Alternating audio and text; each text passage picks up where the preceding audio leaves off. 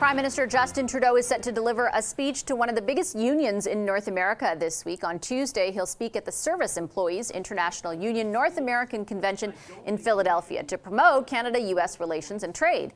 It comes as the Trudeau government is preparing behind the scenes for a possible Donald Trump presidency and the potential economic impacts that could bring.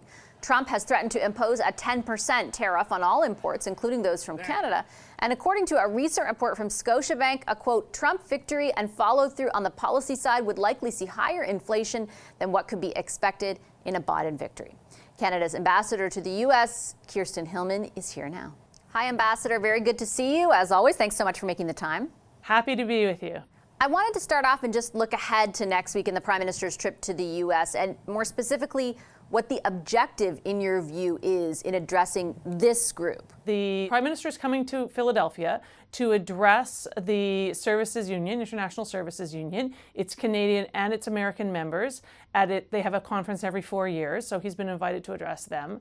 And so I'm very excited about that for that reason, but also as an opportunity to highlight that we have this unique feature in our relationship, which is this bilateral community of workers.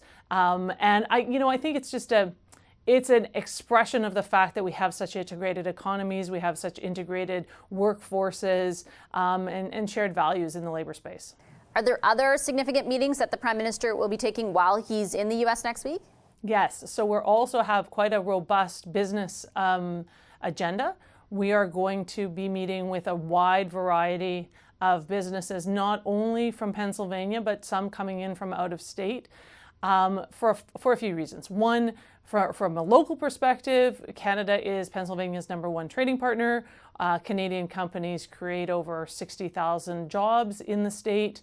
We are by far their biggest trading partner, so we buy more from them than their next 4 export destinations combined. So it's an incredibly robust trading relationship. And so we want to talk to some of those companies and say, okay, this is great. Tell us what's working well. Tell us how we can build on the momentum. Canada and the United States last year had their biggest trading year in history. We traded more between our two countries than ever in the history of our two countries. So it's important on us to make sure that we maintain that trajectory, and we want to talk to the people, that are responsible for creating those jobs and that activity about that fact and about what we do to make sure we carry on, as I say, on that trajectory. Just jumping off that point to the bigger picture where the so-called Team Canada approach is concerned, it's been about 6 months, I think, somewhere in and around there since the announcement of that approach was made. Is the evolution of it, or what it functions as now, your role included, different than you anticipated it would be? And if so, in what way? I don't think it's different. I think it's maybe iterative. It's changing as we are being responsive to what we're hearing out there on the ground. So we have had, I think, 14 at this point, federal ministers traveling in the United States, including, of course, myself, Minister Champagne, and Minister Ng, who are the co-leads. But we've had a number of parliamentarians from all parties. So just this week, we had an interparliamentary group representing all parties of the federal parliament here in Washington, meeting with members of Congress from across the country. We've had, I think, 5 premiers in the U.S. since this started, all sorts of business delegations coming to not obviously just to Washington, but all across the U.S. So I think that, one, we're quite happy with the diversity of outreach that is happening across the country. We still have some work to do there, and we're mapping this out. Other parts of the country we haven't quite gotten into as much as we'd like to yet. We're working on that over the next coming months. I think that we always are just looking also at what's regionally important. So in some parts of the country, it's agriculture and making sure that's working well. In some parts of the country, it's manufacturing or it's investment. It just depends on where we are.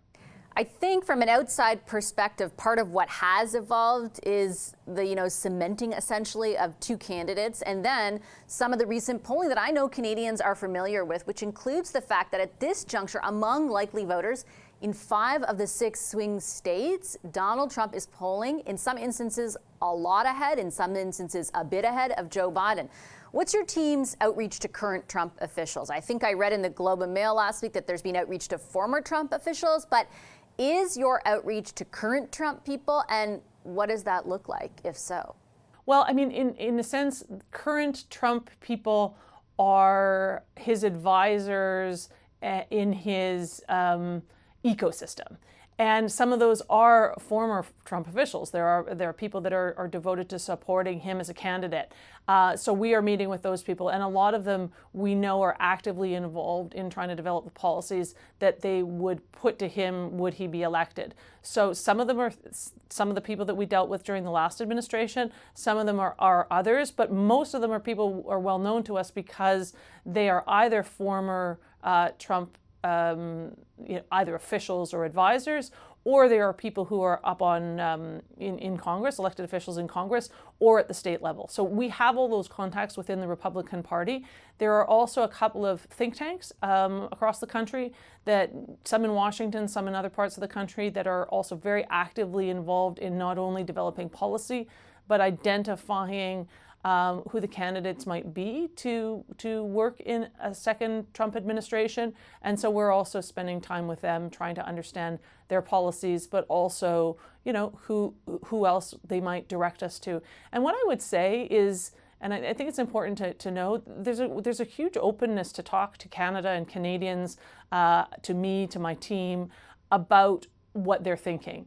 And something that maybe isn't always obvious is that the things that we do together aren't particularly partisan. Like, the Trump team is interested in economic security, in economic growth, in energy security, in national security, in clean water, in clean air. Like, they're interested in all of those conversations. And so we find that we have an audience that is receptive to spending time with us. Do you have a sense, Ambassador, of what his agenda specific to Canada would be? I'll be honest, I'm not sure there is an agenda specific to Canada. At least if there is one, it's not being characterized as such. There's a trade agenda, there's a domestic agenda. I mean, as most officials elected who are seeking to govern a country, they're focused on their country. They're focused on domestic issues, as they should be. And that is true of, obviously, the Biden administration, and it is true of those who are working to develop a platform for President Trump. So they're largely domestic, economic, security, jobs, economy, all these kinds of concerns. And that is actually a huge advantage for Canada, because we have a lot to talk about in that space.